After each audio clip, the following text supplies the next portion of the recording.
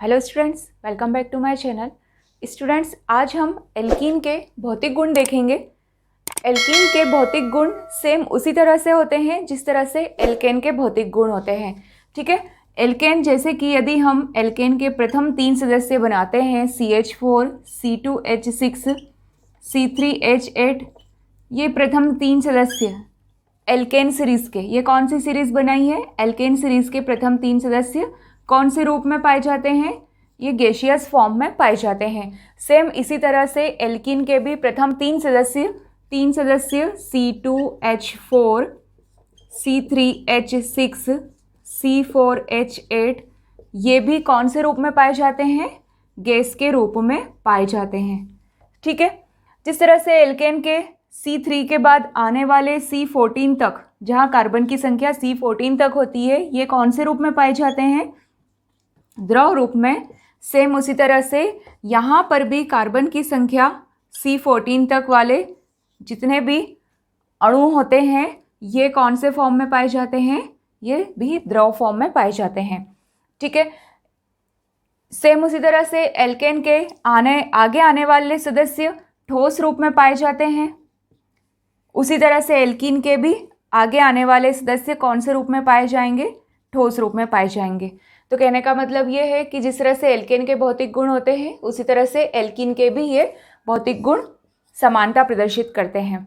ठीक है, अब आप देखेंगे जैसे जैसे सीरीज में हम आगे की तरफ बढ़ते हैं तो क्या होगा? परमाणु या अणु का भार भी बढ़ता जाता है, तो उससे क्या होता है? इनके क्वथनांक में वृद्धि होती है। सेम उसी तरह से एल्कीन में भी जैसे जैसे हम सीरीज में आगे की तरफ बढ़ेंगे तो अणुओं का भार बढ़ने के साथ साथ इनके क्वथनांक में भी वृद्धि होती जाती है। ठीक है, यदि हम यहाँ पर सीधी श्रृंखला वाले अणुओं की बात करें तो उनका क्वथनांक शाखित श्रृंखला वाले अणुओं की तुलना में ज़्यादा होता है। ठीक है, जैसे एक एग्जाम्पल हमने ब्यूटीन का देखा था। ब्यूटीन को हमने 2 तरह से ड्रॉ किया था, एक तो सीधी श्रृंखला में और दूसरा हमने शाखित बनाया था। यदि इन दोनों के क्वथनांक को हम कंपेयर करें तो जो सीधी श्रृंखला वाला ब्यूटीन है उसका क्वथनांक कंपेरेटिवली शाखित श्रृंखला वाले की तुलना में अधिक होगा। ठीक है, ये होते हैं एल्कीन के भौतिक गुण। नेक्स्ट मोस्ट इंपॉर्टेंट पॉइंट है जिस तरह से एल्केन जल में अविलय और कार्बनिक विलायकों में विलय होते हैं। कार्बनिक विलायक कौन कौन से हो जाएंगे? जैसे CCl4, बेंजीन। ठीक है, इनमें ये कार्बनिक विलायक है, इनमें एल्केन विलय होते हैं। सेम उसी तरह से एल्केन भी जल में अविलय होते हैं और कार्बनिक विलायकों में विलय होते हैं। ठीक है, तो इस तरह से ये एक छोटा सा पॉइंट था यहाँ पर। अब हम आगे देखते हैं एल्कीन के रासायनिक गुण। स्टूडेंट्स, नेक्स्ट हम पढ़ेंगे एल्कीन के रासायनिक गुण। एल्कीन के रासायनिक गुणों में यदि हम बात करें तो सबसे मोस्ट इंपॉर्टेंट रिएक्शन यहाँ पर एल्कीनों के द्वारा प्रदर्शित की जाती है वो है योगज अभिक्रिया। योगज अभिक्रिया मतलब एडिशन रिएक्शन। ठीक है, किसी भी रिएजेंट या अभिकर्मक का ऐड होना, ये एडिशन रिएक्शन होती है। यहाँ पर एडिशन रिएक्शन क्यों होती है? क्योंकि एल्कीन कैसे होते हैं? द्विबंधित अणु होते हैं जहाँ पर कार्बन और कार्बन के बीच में 2 बंध होते हैं। एक बंध सिग्मा होता है, एक बंध पाई होता है, और पाई बंध अत्यधिक कमजोर होने के कारण जब ये बंध टूट जाता है तो टूटने के कारण प्रत्येक कार्बन की एक एक संयोजकताएं मुक्त हो जाती है। इन मुक्त संयोजकताओं से कोई भी इलेक्ट्रॉन स्नेही अभिकर्मक आकर के यहाँ से जुड़ जाता है और हमें योगज अभिक्रिया यहाँ पर देते हैं। ठीक है, कहने का मतलब ये है कि हमने पिछले जब हमने विरचन की विधियाँ देखी थी, एल्कीन के विरचन की विधियाँ देखी थी, उसमें भी हमने ये पॉइंट देखा था कि यहाँ पर इलेक्ट्रॉन स्नेही अभिकर्मक आकर के जुड़ते हैं। क्यों जुड़ते हैं? क्योंकि यहाँ पर जब ये बंध टूटता है, पाई बंध, क्योंकि ये बहुत ही ज़्यादा दुर्बल होता है, तो इलेक्ट्रॉन जब यहाँ पर फ्री होते हैं तब ऐसे अभिकर्मक जुड़ते हैं जो कैसे होते हैं? इलेक्ट्रॉन स्नेही प्रकार के होते हैं, मतलब इनको खुद को इलेक्ट्रॉनों की आवश्यकता है। तो इस तरह से एल्कीन योग अभिक्रियाएं मतलब एडिशन रिएक्शन ज़्यादा प्रदर्शित करते हैं। ठीक है, तो यहाँ पर हम सबसे पहले रिएक्शन देख रहे हैं डाईहाइड्रोजन का संयोजन। डाईहाइड्रोजन मतलब कि H2 इस तरह से भी लिख सकते हैं, या फिर हाइड्रोजन का अणु। ठीक है, तो यहाँ पर हमने एक एल्कीन लिया है। एल्कीन हमने यहाँ पर कौन सा ले लिया है? एथीन ले लिया है या एथिलीन, जिसका हम अपचयन करवा रहे हैं, या डाईहाइड्रोजन का संयोजन मतलब वही हमने यहाँ पर देखा है किस टाइप की अभिक्रिया प्रदर्शित करते हैं एल्कीन? योग अभिक्रियाएं। तो यहाँ पर जो डाई हाइड्रोजन है मतलब H2 जो है ये एथीन में ऐड होगी। कब ऐड होगी? In the presence of palladium, platinum और निकिल कैटलिस्ट की प्रेजेंस में। ठीक है, क्योंकि हम जानते हैं हमने कई सारी रिएक्शन एल्केन में भी देखी है और एल्कीन के विरजन की विधियाँ भी देखी थी। जब भी हम हाइड्रोजन का ऐड करवाते हैं तब हम ये वाले उत्प्रेरक लेते हैं। आप इसे हमेशा नोट कर लें कि प्लेटिनम, पैलेडियम और निकिल उत्प्रेरक की प्रेजेंस में ये रिएक्शन कंप्लीट होती है। तो जैसे ये रिएक्शन होती है तो ये बंध इसकी प्रेजेंस में एक बंध टूट जाता है और टूट करके प्रत्येक कार्बन की एक एक संयोजकताएं मुक्त हो जाती है। इन मुक्त संयोजकताओं से एक एक हाइड्रोजन आकर के जुड़ जाएगा। तो हमें यहाँ पर क्या मिल जाएगा? इस पर भी एक जुड़ जाएगा, इस पर भी एक जुड़ जाएगा। तो क्या हो जाएगा? CH3 बॉन्ड CH3, या इसको इकट्ठे रूप में हम इस तरह से लिख सकते हैं C2H6, मतलब ये हमें प्राप्त हुआ है एथेन। तो हमने क्या बना लिया? एल्कीन से एथेन बना लिया, एल्केन बना लिया हमने। ठीक है, तो ये होती है डायहाइड्रोजन का संयोजन। स्टूडेंट्स, नेक्स्ट रिएक्शन है हैलोजन का संयोजन। हैलोजन को हम X के द्वारा रिप्रेजेंट करते हैं। ठीक है, तो हम यहाँ पर सबसे पहले दो रिएक्शन हम यहाँ देख रहे हैं। तो हमने यहाँ पर एक रिएक्शन एथीन के साथ करवाई है। तो जब भी एल्कीन में हैलोजन का संयोजन होता है तब हमारे पास यहाँ जो बनने वाले कंपाउंड होते हैं वो होते हैं डाई हैलाइड, सन्निध डाई हैलाइड प्राप्त होते हैं। इसके आगे आप ज़रूर नोट करें सन्निध डाई हैलाइड। सन्निध डाई हैलाइड मतलब कि जहाँ पर कि ऐसे डाई हैलाइड प्राप्त होते हैं जो एक दूसरे के कार्बन जो कैसे हो, एक दूसरे के पास पास में हो, तो उन कार्बनों से हैलोजन ग्रुप आकर के जुड़ते हैं। उन डाई हैलाइड को हम सन्निध डाई हैलाइड कहते हैं। ठीक है, तो यहाँ पर हमने फर्स्ट रिएक्शन में एथीन लिया है। एथीन की रिएक्शन हम ब्रोमीन के साथ करवा रहे हैं।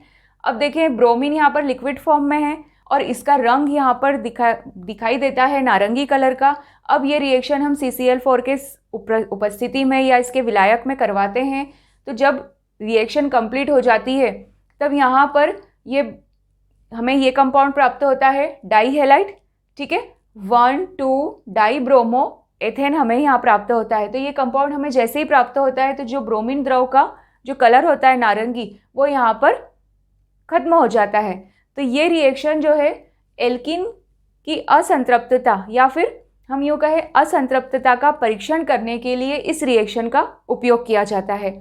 ठीक है, तो यहाँ पर जैसे ये बंध टूटेगा इसकी प्रेजेंस में तो प्रत्येक कार्बन की संयोजकताएं फ्री हो जाएंगी और एक एक Br ग्रुप इन फ्री संयोजकताओं से या इन कार्बनों से आकर के जुड़ जाएगा और हमें ये प्राप्त होगा।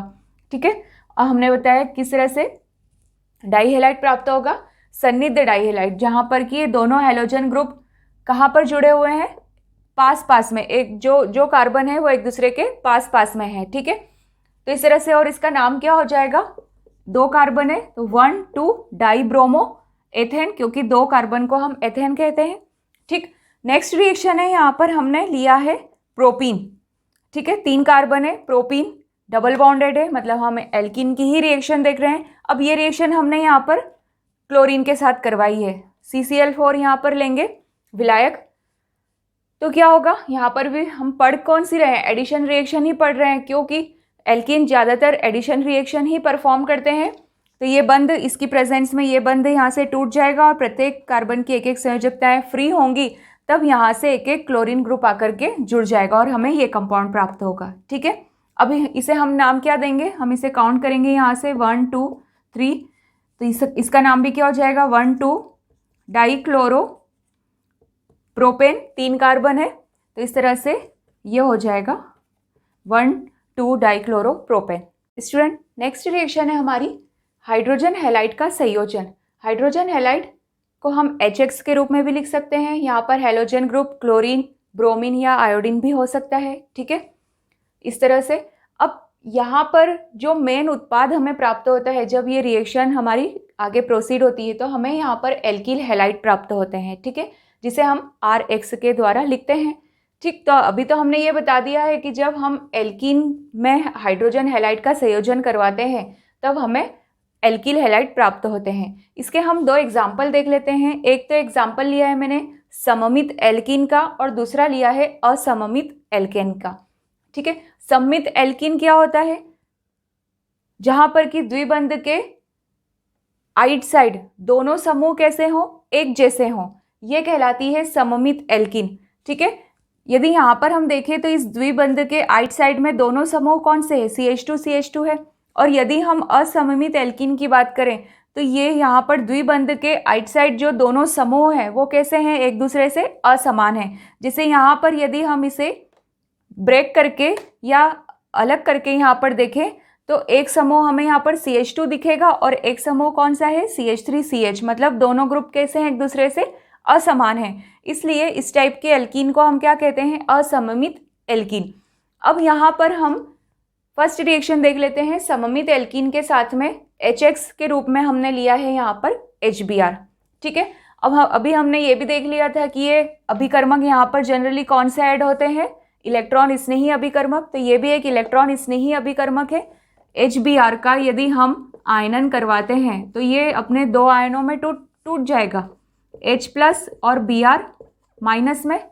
ठीक है, Br नेगेटिव। तो इस तरह से जब इसकी रिएक्शन, एथीन की रिएक्शन हम HBr के साथ करवाते हैं तो यहाँ पर एक हाइड्रोजन, ये बंध यहाँ से टूट जाता है और एक हाइड्रोजन किसी एक कार्बन के पास जुड़ जाता है और वो CH3 में बदल जाता है, और जो Br है वो दूसरे कार्बन से जुड़ करके यहाँ पर CH2Br बनाता है। मतलब हमें यहाँ पर क्या प्राप्त हो गया, एल्किल हैलाइड। यदि इसका नाम लिखना है तो हम इस तरह से शॉर्ट में भी लिख सकते हैं, C2H5Br। इसे हम कहेंगे ब्रोमो एथेन IUPAC, या फिर सामान्य में कहेंगे हम एथिल ब्रोमाइड। ठीक है, तो ये हुआ सममित एल्कीन का। असममित एल्कीन की रिएक्शन हम यहाँ पर एक ले लिया है प्रोपीन। इसकी रिएक्शन भी हमने HBr के साथ करवाई है, तब हमें यहाँ पर दो उत्पाद प्राप्त हो रहे हैं। अब देखो यहाँ पर तो क्या था, ऊपर वाली रिएक्शन में दोनों ग्रुप समान थे, तो एक H यहाँ जुड़ गया और Br ग्रुप इस वाले कार्बन पर जुड़ गया। लेकिन यहाँ पर देखें द्विबंध के आइट साइड जो ग्रुप है वो कैसे हैं, असमान है। तो अब H कहाँ पर जुड़ेगा और Br कहाँ पर जुड़ेगा, तो इसलिए यहाँ पर हमें दो उत्पाद प्राप्त होते हैं। सपोज यदि H हमें यहाँ जुड़ जाता है तो यहाँ पर क्या हो जाएगा, CH3, और Br ग्रुप कहाँ जुड़ जाएगा, सेकंड नंबर वाले कार्बन पर। ठीक है, तो हमें ये वाला उत्पाद प्राप्त होगा।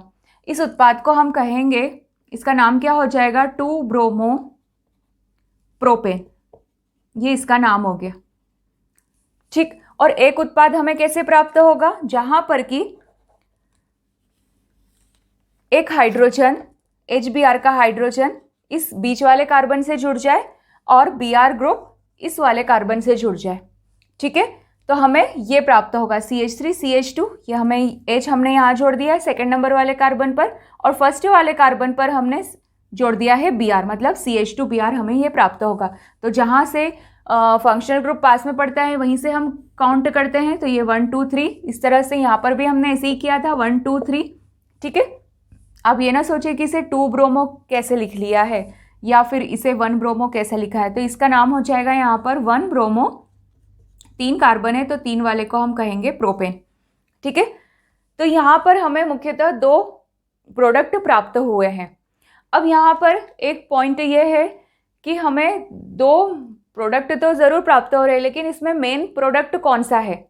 तो यहाँ इसे समझाने के लिए एक वैज्ञानिक थे मार्कोनिकॉफ। उन्होंने इस रिएक्शंस को जब कंप्लीट स्टडी किया तो यहाँ पर उन्होंने अपने ही नाम पर एक नियम प्रतिपादित किया जिसे हम मार्कोनिकॉफ का नियम कहते हैं। और उस नियम के अनुसार क्या होता है कि जो हमने इलेक्ट्रॉन स्नेही अभिकर्मक लिया है, उस इलेक्ट्रॉन स्नेही अभिकर्मक का जो ऋणात्मक भाग होता है, अब इसमें इलेक्ट्रॉन स्नेही अभिकर्मक का ऋणात्मक भाग कौन सा है, Br है।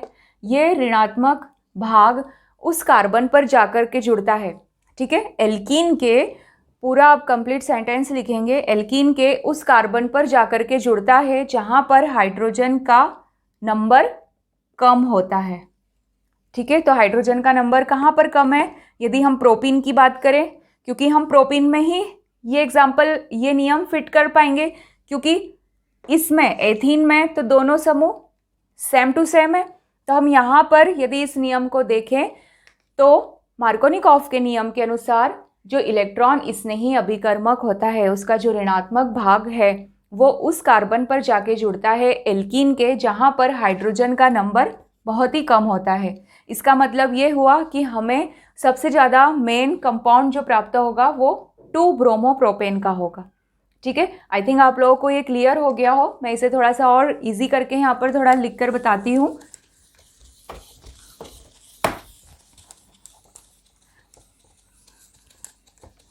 तो हमने मार्कोनिकॉफ के नियम के अनुसार, यहाँ पर आप लिखे इसे मार्कोनिकॉफ का नियम।